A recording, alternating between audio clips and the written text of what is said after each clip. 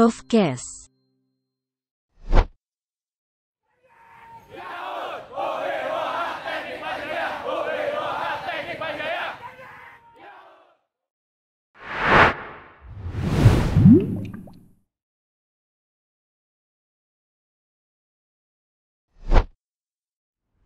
Assalamualaikum warahmatullahi wabarakatuh. Waalaikumsalam. Para pencinta dan pemerhati prokes, kembali lagi ketemu dengan saya Henry Desudiono yang akan memandu acara prokes hari ini.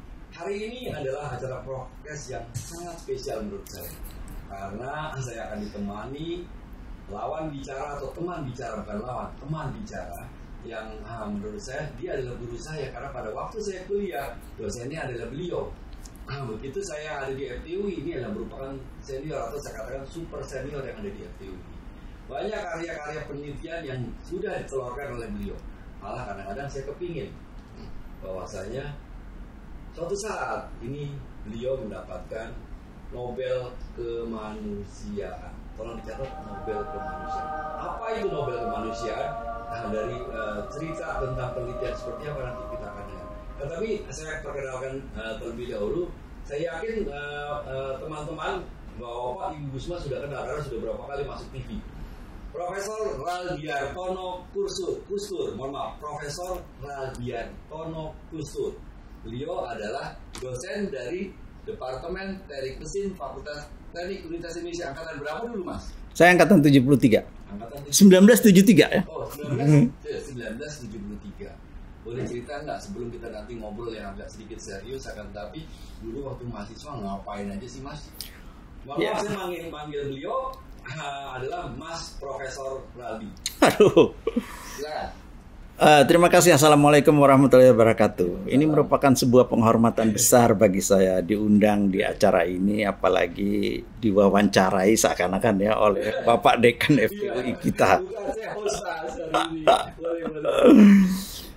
Ya, kalau ditanyain waktu mahasiswa, saya sama aja kayak mahasiswa lain ya, ikut dalam berbagai kegiatan mahasiswa. Ya, salah satunya misalnya kalau di teknik mesin tuh dulu ada go-kart, saya ikut go-kart ya. Terus ada kegiatan pencinta alam KPFTUI. Ya, saya ikut KPFTUI. Bahkan ada nomornya spesial saya, dan itu nomor cantik loh. K07575. Wah, luar biasa. Iya. Jadi nomor saya 075, terus tahunnya 75. Dan itu nggak akan terulang kan? Kemudian ya saya ikut aktif gini gitu di apa namanya? Biasanya tuh saya aktifnya di kesenian sebetulnya, karena senang musik. Jadi kalau dulu tiap tahun ada Dekan Cup diakhiri dengan lomba musik antar jurusan dulu namanya. Dan ada 2 tahun yang dari teknik mesin itu kita jadi juara pertama. Saya senang begitu. Karena apa? Karena kami menyanyikan lagu ciptaan kami sendiri. Masih ada yang diingat nggak? Masih ada yang diingat. Boleh nggak satu bait? Kalau ingat loh, kalau nggak apa-apa. Tapi kalau ingat itu. Masalahnya itu diciptakannya berdua. Jadi saya bagian musiknya, satu lagi bagian kata-katanya. Nah, kata-katanya jadi saya nggak ingat, kalau musiknya ingat.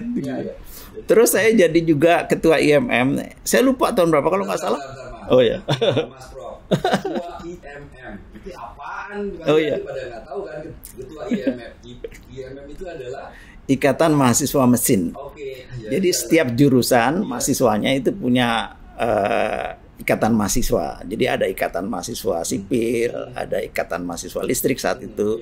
Kemudian yang mesin itu ikatan mahasiswa mesin. Di situ Mas Prof ini adalah, saya pernah jadi ketua. Ketuanya, tepuk tangan. Ternyata di organisasi kemahasiswaan di lembaga beliau adalah ketua Ikatan Mahasiswa Mesin Fakultas Teknik Indonesia. Mantap. Perlu saya kasih tahu ya, sekian tahun kemudian yang jadi ketua IMM itu adalah bos kita Henry. Jadi luar biasa. Jadi kita belum ngomong tentang penelitian kehebatan ilmunya dia, tapi ternyata aktif di macam-macam bidang. Dan di sini sebenarnya ada yang menarik. Ternyata anak teknik mesin lagi ini tidak saja mengenal hanya keilmuan, akan tapi punya darah seni, darah cinta alam, darah organisasi, dan luar biasa. Nah, jadi pada waktu itu pas selesai langsung menjadi dosen atau? Ya, saya langsung daftar jadi dosen. Oh ya. Jadi saya diangkat menjadi calon pegawai itu tahun 79. Kemudian jadi pegawainya tahun 80. Pada tahun 79 itu adalah saya adalah masuk di televisi activity. Jadi ini adalah saya bilang panutan sebenarnya. Oke Mas. Jadi menjadi dosen ini tentunya perlu sekolah lanjut kan? Iya. Kalau nggak salah lulusan dari Perancis ya. Perancis. Ya. Jadi tahun 80 itu setelah saya diterima jadi pegawai negeri sipil, jadi asisten dosen dulu lah ya. Terus ada kesempatan untuk sekolah di Perancis. Ya cita-cita kita kalau dosen tuh kan ingin melanjutkan pendidikan. Apalagi waktu itu pasca sarjana ataupun pendidikan doktoral belum ada di Indonesia. Jadi kita ikut daftar. Kemudian terpilihlah untuk pergi ke Perancis tahun 80 itu. Percaya nggak bisa ngomong Perancis? Karena sekolah di Perancis, bohong kalau nggak bisa ngomong Perancis. Oui, certainement, je parle français. J'aime bien parler français. Alors, kalau kayak gitu biar aja dia yang tahu itu ya kan. Tapi saya cuma buktikan bahwa ternyata benar sekolah di Perancis. Bonjour tout le monde. Bonjour tout le monde. Luar biasa. Oke, Mas Prof Raldi.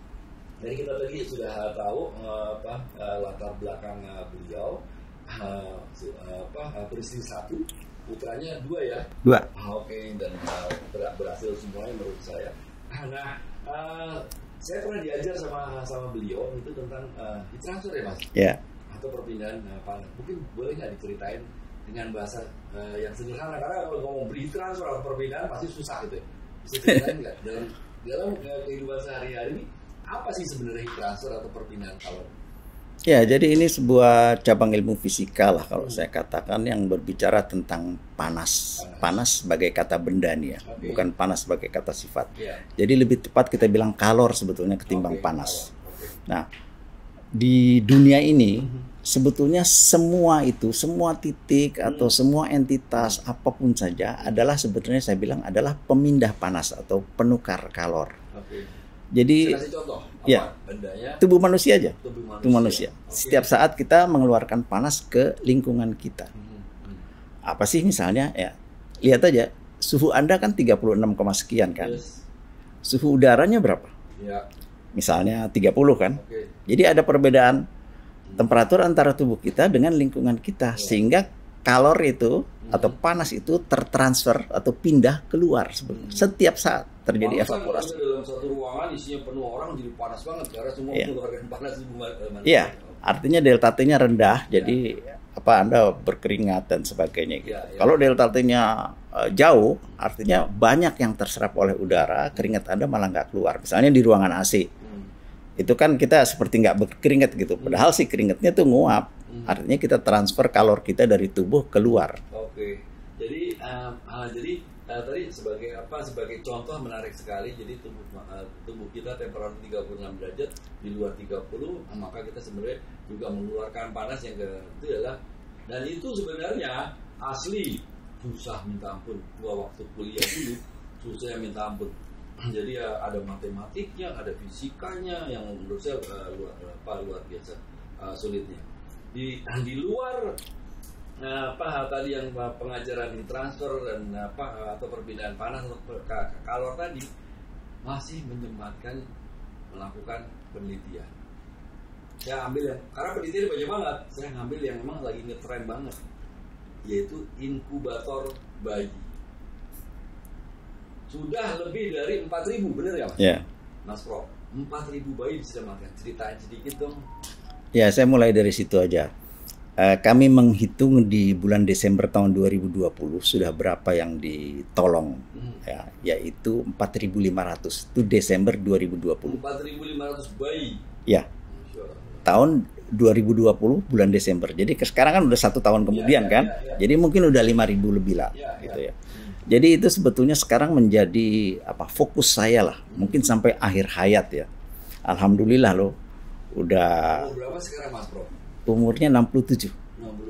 Di usia senja ini kita masih punya fokus ya, bahkan fokus itu benar-benar menjadi sebuah visi misi kalau saya bilang. Ini kira-kira bermula dari 10-15 tahun yang lalu. Tepatnya di Januari 2012 itu peminjaman inkubator gratis pertama. Januari 2012. Jadi sampai sekarang udah 9 tahun kira-kira. Dan itu sudah sekian tadi 5 ribuan yang tertolong. Nah, itu prinsipnya sebetulnya hasil penelitian.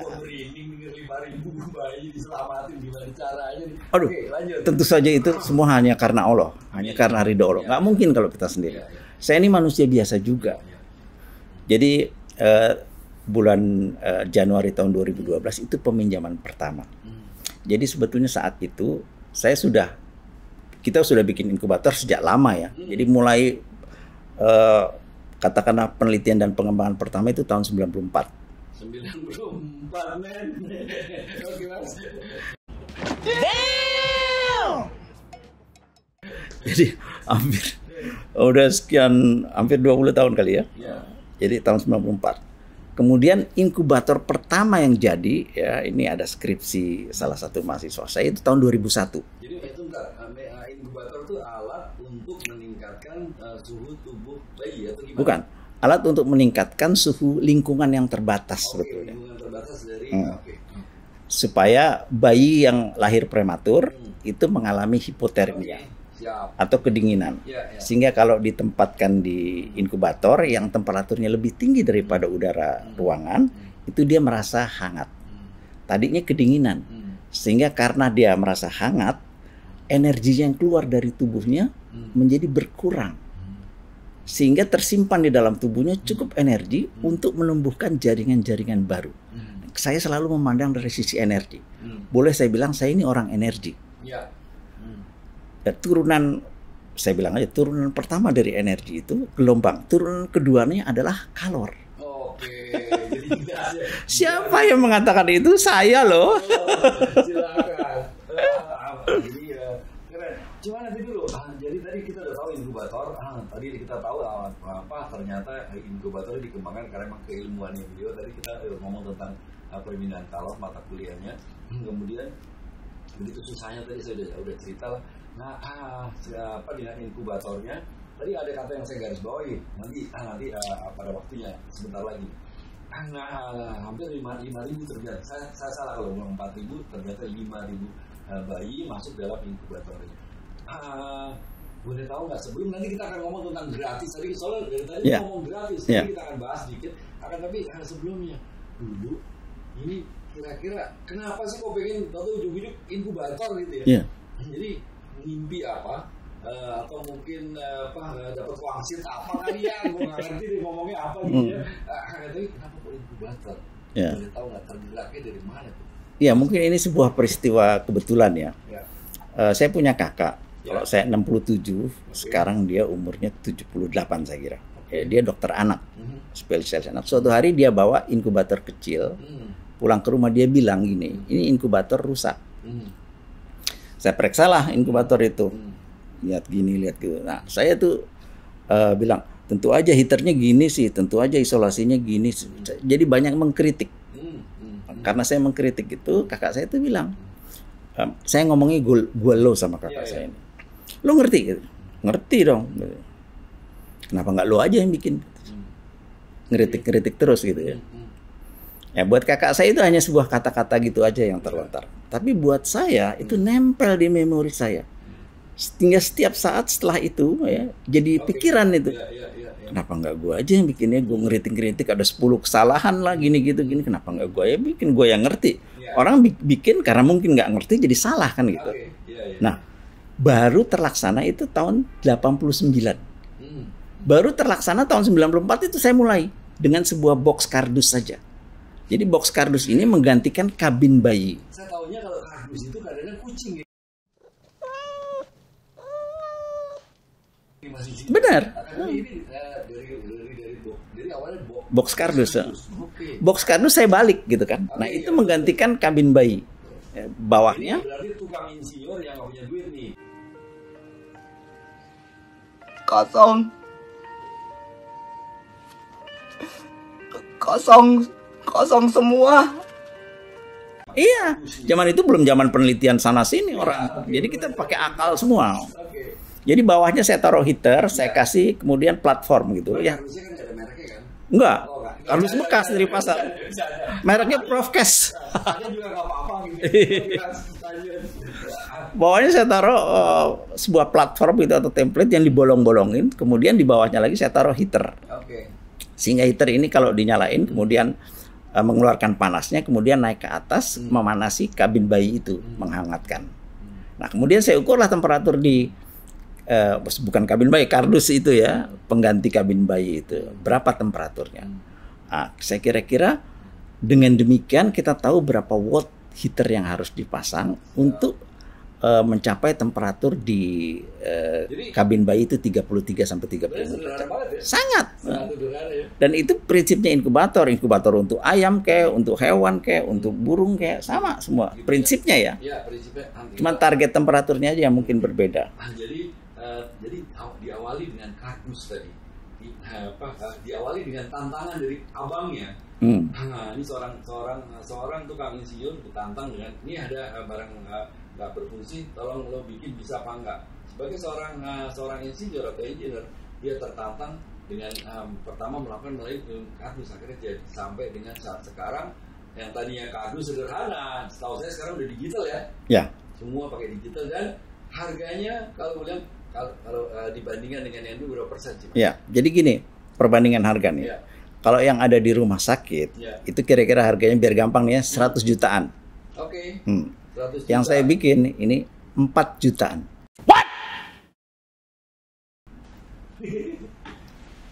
Can you beat? Ya. 100 juta dibanding 4 juta gitu ya. Luar biasa. Masih belum yang gratis tadi belum.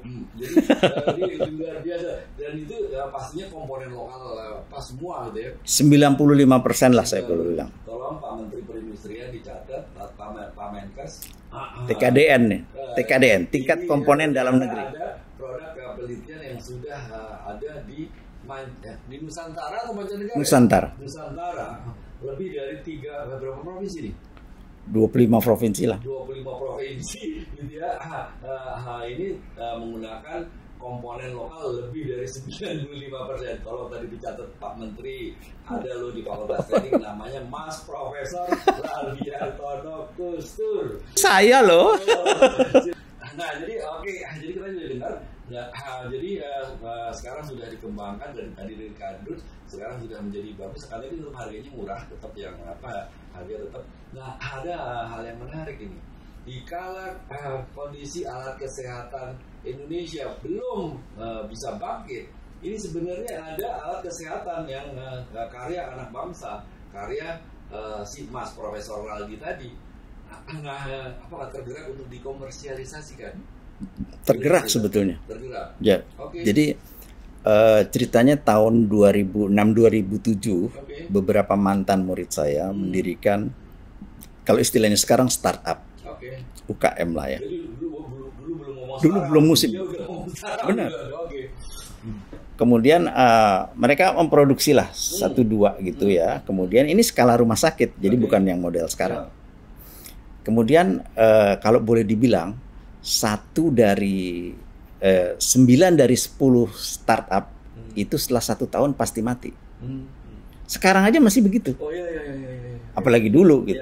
Sehingga 1 tahun setelah itu beberapa mantan murid saya tuh mengeluh kesulitan lah. Kesulitan, terus punya pekerja 2, udah mau shake hand, udah deh, apalagi mereka istrinya hamil dan sebagainya. Kita berhenti aja deh.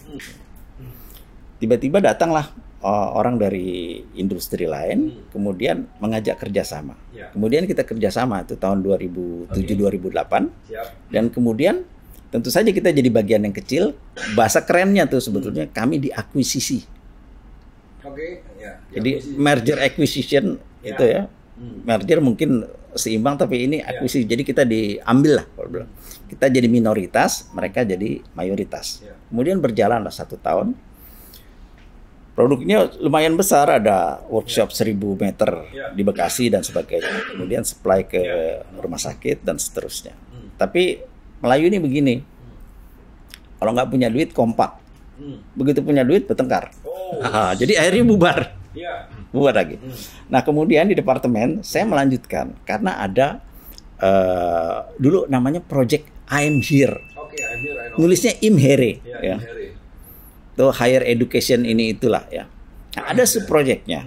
Beberapa subproject itu namanya ATI, Advanced Technology Implementation. Nah, katakanlah kami karena ada produknya inkubator, dapatlah subproject itu dan kemudian kita jadiin inkubator dan kita sumbangkan ke Rumah Sakit Ibu dan Anak di Depok ini dan itu berjalan dengan baik. Nah, uang sisanya itu saya jadiin inkubator lagi 2. Jadi katakanlah proyek ya, adalah keuntungannya dari proyek itu. Nah, itu kalau boleh saya bilang nggak dimakan, tapi dijadiin inkubator lagi 2. Nah, ini cuma buat dipamerin aja direktorat ini. Salah satunya nganggur juga di depan kantor ruangan saya tuh. Nah, itulah yang suatu saat ada teman sekolah lama ya tanya sama saya, nih gua lo yang ngomongnya kan kita orang Jakarta nih. Gue dengar lo bikin inkubator ya? Iya. Dia bilang, nih by phone aja. Gue beli deh inkubator lo. Ya, insinyur rupanya cukup juga lah, cukup juga keuangannya. Buat apa lo beli? Terus saya bilang gini, biar gue pinjemin aja. Oh bisa ya? Gitu. Udah akan masuk ke sesi yang tadi katakan peminjaman kemudian gratis. Tapi saya sarankan sedikit, jadi inkubatornya tadi sebenarnya sudah diupayakan dikomersialisasikan, tapi ternyata kita sadar bahwa kita itu adalah peneliti bukan bisnismen kali ya. Jadi ternyata tidak. Nah, salah satu tujuan program Prokes ini adalah pertama untuk mengenalkan hasil penelitian kepada masyarakat. Silakan kepada industri, kepada masyarakat, jangan bikin kita jadi bisnismen. Yang menjadi bisnis adalah Anda. Nanti silakan hubungi Pak Ral kalau memang tertarik untuk membuat atau menjual segala macam, tapi itu bukan lahan kami. Jadi ya itu adalah lahan bapak-bapak dan ibu-ibu, teman-teman semuanya. Nah, tapi sadar akan kita ini adalah peneliti, maka diawali dengan tadi temannya datang mau dibeli, kata ada nggak ada, gue pinjemin aja, bisa dilanjutkan. Lalunya ke gratis.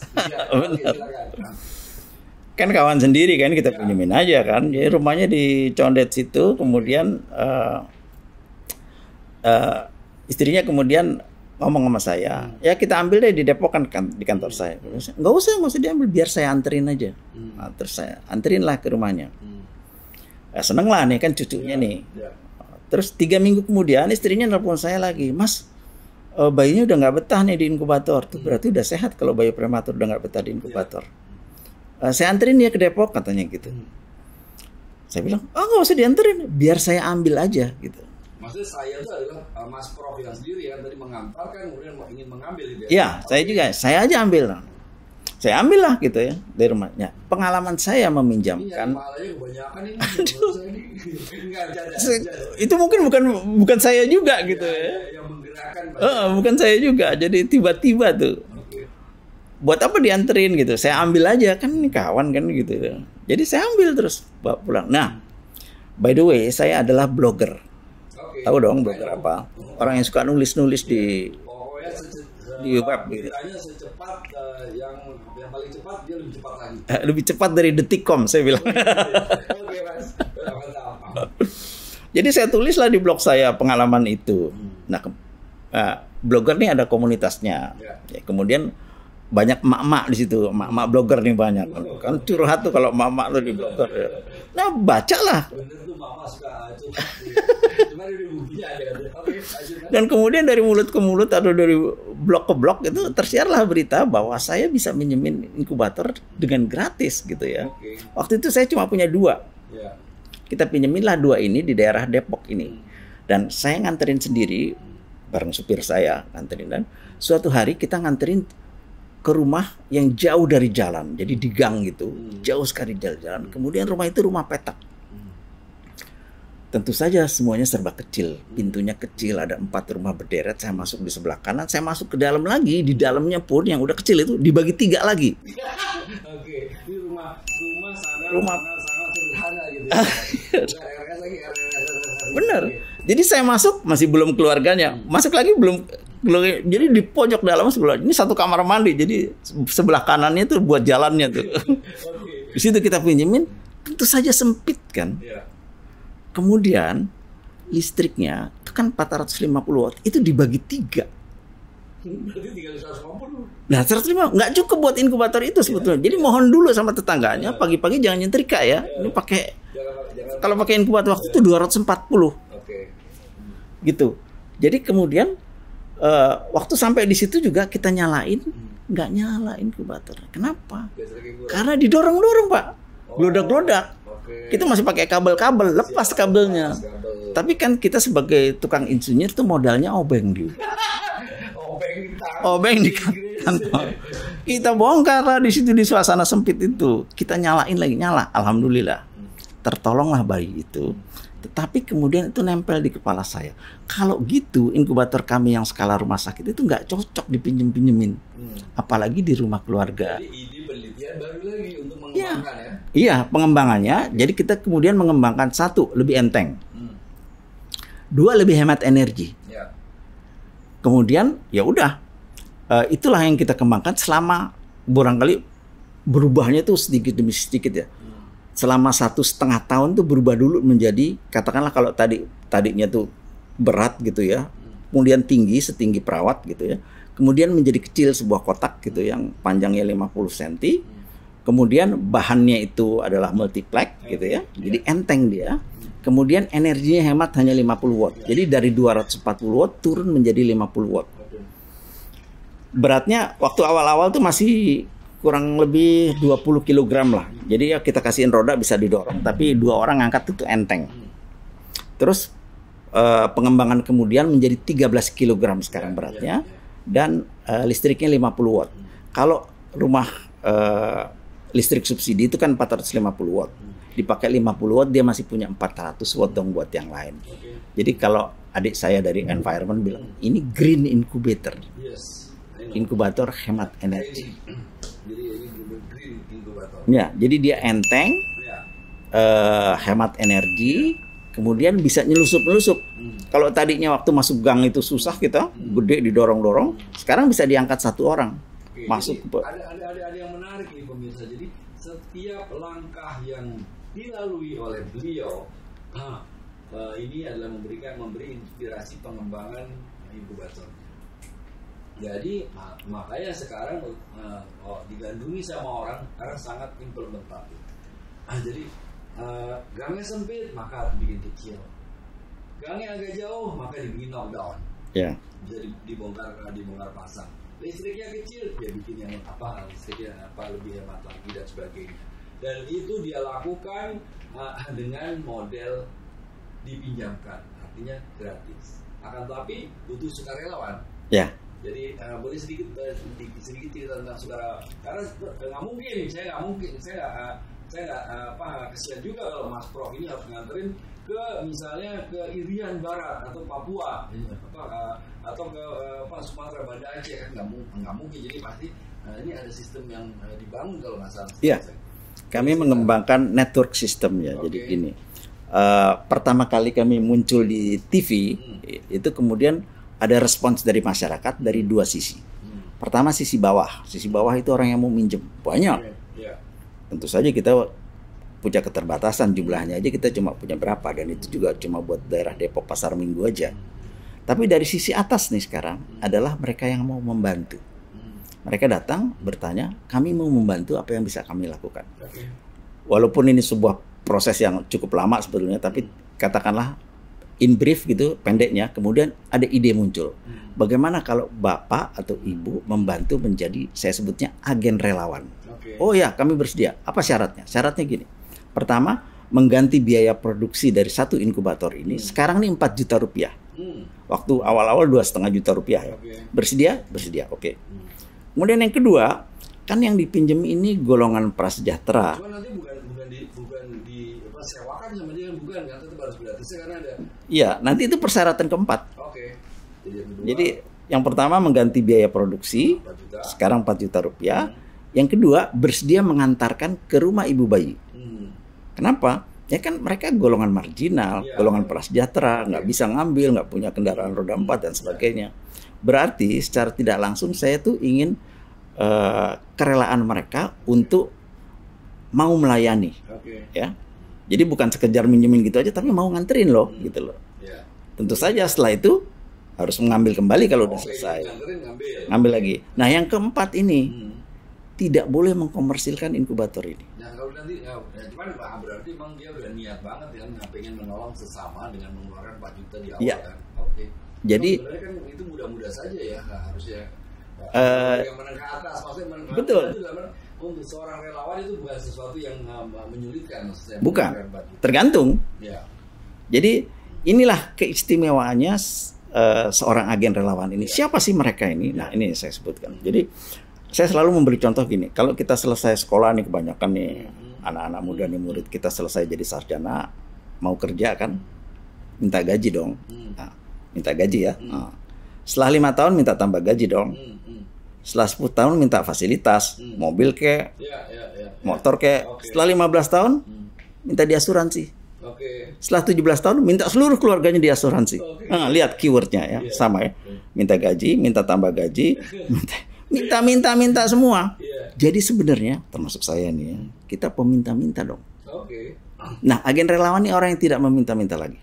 Satu, dia udah jadi netral. Bukan berarti dia bekerja, tapi dia nggak nuntut minta diasuransi, nggak nuntut itu. Kerja aja ya. Jadi dia udah netral. Tapi sebaliknya dia mempunyai kelebihan. Udah netral gitu, nggak minta-minta, tapi dia senang menolong.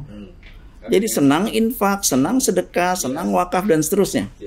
Bahkan yang the last, yang terakhir ini, mereka senang melayani. Jadi melayani itu bukannya kewajiban misuh-misuh, enggak, tapi malah kalau bisa saya layani loh gitu. Apalagi kaum marginal, apalagi bayi prematur, insan yang paling lemah loh. Anda kalau sakit masih bisa ngomong saya sakit lagi. Bayi, nah bayi prematur nangis aja nggak bisa dia, saking lemahnya. Jadi dia menggigil, bahkan menggigil itu masih punya energi pak. Menggigil aja udah nggak bisa. Oke, jadi kalau relawan itu berarti sudah ada di Nusantara juga. Nah, jumlahnya mungkin udah banyak juga kali ya? Udah, sekarang ada di 136 kota. 136 kota. Tapi agen relawan itu saya menyebutnya entitas agen relawan. Jadi entitas agen relawan ini begini.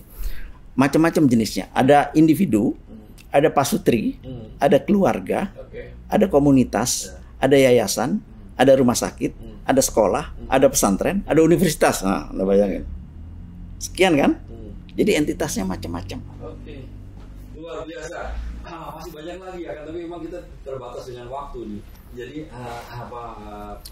pencinta dan pemerhati prokes hari ini kita disentuh hati kita oleh namanya Mas Prof Radiartono. Lebih dari 5.000 bayi sudah bayi prematur sudah diselamatkan dengan cara peminjaman inkubator gratis. Caranya tadi harus membentuk relawan dan sebagainya. Ini jujur gue masih merinding gitu ya dengar apa yang dikerjakan sama mantan. Sekarang juga masih guru, saya katakan guru saya. Jadi makanya tadi di awal saya bilang bahwasanya ini harusnya orang yang depan saya ini harusnya udah dikasih Nobel kemanusiaan. Jadi siapa yang Anda yang mendengar acara ini, Anda yang melihat, ayo kita usaha dorong dia. Tapi ada yang menarik. Memang yang dilakukan adalah tadi peminjaman, artinya apa, dia sadar bahwasanya kami adalah peneliti. Peneliti itu bukan bisnismen, karena memang di dunia ini ada dua sisi. Mau jadi bisnismen ini juga sebenarnya dikendaki oleh FTW mengkomersialisasikan hasil penelitian. Artinya jangan kami yang melakukan. Silakan Anda yang tertarik nanti mengkomersialisasi produk beliau kan, tapi yang dia lakukan itu adalah yang kedua tadi kita ngobrol-ngobrol sebelum acara ini Samudra Merah sama Samudra Biru. Samudra Merah sama Samudra Biru yang dilakukan, yang diceritakan, yang berkaitan dengan kemanusiaan, peminjaman dan sebagainya, Samudra Biru. Biru adalah warna Fakultas Teknik Universitas Indonesia. Jadi gua terima kasih Mas dengan paparan Mas Profesor Radiartono, luar biasa. Mau dong siapa yang bisa fotoin gua dong? Berdua sama dia. Ayo foto dong. Ini lama ada. Nih, ya, acara podcast. Ya kita foto biarin aja nanti. diedit. Mantap. 1, 2. Baik, Bapak dan Ibu, kawan-kawan semua, kita sudahi acara. Masih ada Pak. Oh, masih ada. Masih ada. Silakan. Yang terakhir. Ya jadi gini. Sambil itu nggak bisa kan? Ya, bukan gitu. Karena saya membawa misi ya. Oke, silakan. Visi misi sebetulnya. Betul. Visi saya sampai akhir hidup mungkin menolong bayi prematur ini. Ya. Kami berbagai produk sudah kami hasilkan. Katakanlah turunan dari inkubator ini. Tadi Bapak menyinggung soal samudra merah, samudra biru. Jadi dunia bisnis ini adalah dunia yang sangat kompetitif. Yes. Jadi buat kami dosen itu barangkali nggak punya segitu banyak waktu. Karena sangat memakan pikiran, waktu, inovasi, dan sebagainya. Kemudian saya kalau berada di lingkungan itu barangkali merasa kesulitan. Karena itu kemudian barangkali bukan di sini ya, waktu kami pindah dari inkubator besar ke inkubator, barangkali bukan di dunia bisnis alat kesehatan ini dunia kami, tapi di dunia yang lain. Nah, dunia yang lain itu adalah dunia filantropis. Di sini kalau boleh saya katakan masih sedikit pemainnya. Apalagi yang berbasis teknologi. Jadi kami menyebut diri saat itu sampai sekarang socio-technopreneurship. Oke, setuju. Socio-technopreneurship. Kemudian kan tadi ada jadi technopreneur yang memang aktivitasnya adalah sosial. Iya, bisnis sosial. Bisnis sosial. Ya. Nah, di situ baru sedikit pemainnya, apalagi yang berbasis teknologi. Nah, ini barangkali kami kalau boleh dibilang di Nusantara ini bahkan di dunia waktu pertama kali mencanangkan socio-technopreneurship itu adalah yang pertama di dunia. Emang ada yang lain? Mungkin ada, tapi saya nggak tahu saat itu di Google nggak ada tuh. Gulu-gulu. Atau dia menggunakan istilah yang lain gitu ya. Nah kemudian sekarang saya bilang tadi kan ada dampaknya untuk masyarakat semua, siaran, media sosial baik elektronik maupun media elektronik maupun media cetak dan sebagainya. Ada dua golongan yang datang kepada kami, satu dari bawah, satu dari atas. Nah, yang dari atas ini mau membantu, saya bilang jadi agen relawan. Sekarang sudah ada di 136 kota. Tapi 136 kota ini 90% ada di Jawa, Pak. Jadi luar Jawa masih sedikit. Kami ingin agar agen relawan itu banyak di daerah. Maksudnya di luar Jawa ya. Karena makin ke timur keadaan angka kematian bayi itu makin tinggi. Datanya seperti itu ya? Iya. Ini data Biro Pusat Statistik nih.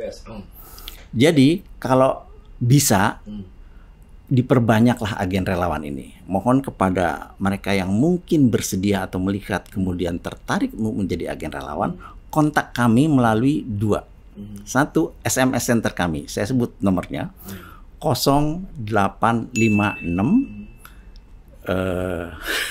Ini jangan gara-gara umur nih, udah susah ingetnya nih.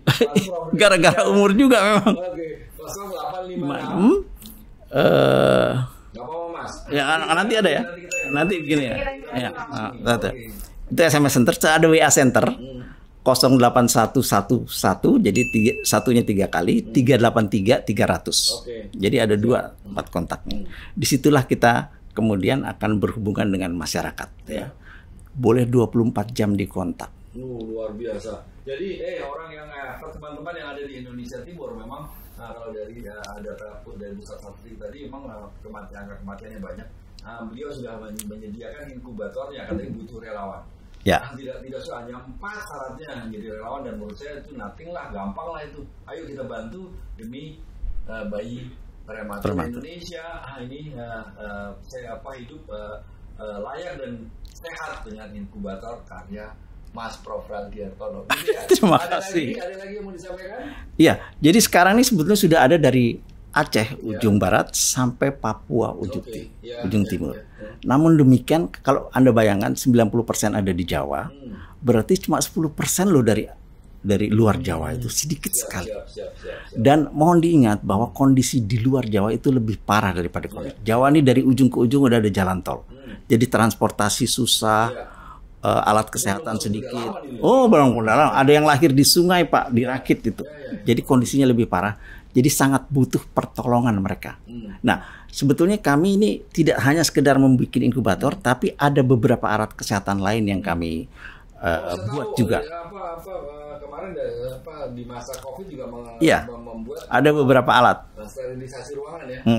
Pakai Nah itu ada yang kerja sama-sama industri kemudian, mohon maaf saya dapat royalti sedikit. bukan mohon maaf. Cuman pertanyaannya royalti gede apa kecil? Kalau Ya. kecil, setahu saya kecil. Jadi tolong, mungkin bagi pemangku kepentingan royalti kami kecil. Jadi itu sangat tidak menarik untuk peneliti. Walaupun kami sebenarnya tidak menuntut, kami sudah dapat gaji dan sebagainya. Tapi itu apresiasi. Tentunya kalau kita mau mengapresiasi orang, kita juga pengen kita diapresiasi juga dong. Kira-kira kayak gitu. Saya mau wakil teman-teman dosen di FTUI, saya bilang emang royaltinya kecil sekali itu.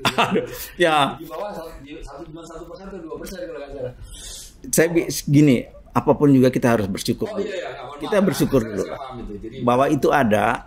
Kalau buat kondisi Indonesia ini kita harus bersyukur. Kalau saya tadi saya katakan kan kita diminta untuk mengakselerasi, kalau mempercepat itu memang harus ada rangka. Jadi kita juga minta angka nuntut yang gede-gede sih, Mas Bro. Angka di paling nggak memang ya begitulah kira-kira kayak gitu. Oke Mas. Oke. Terima kasih. Terima kasih sama-sama. Di acara podcast berikutnya. Luar biasa. Waalaikumsalam warahmatullahi wabarakatuh. Waalaikumsalam warahmatullahi wabarakatuh. Sampai ketemu.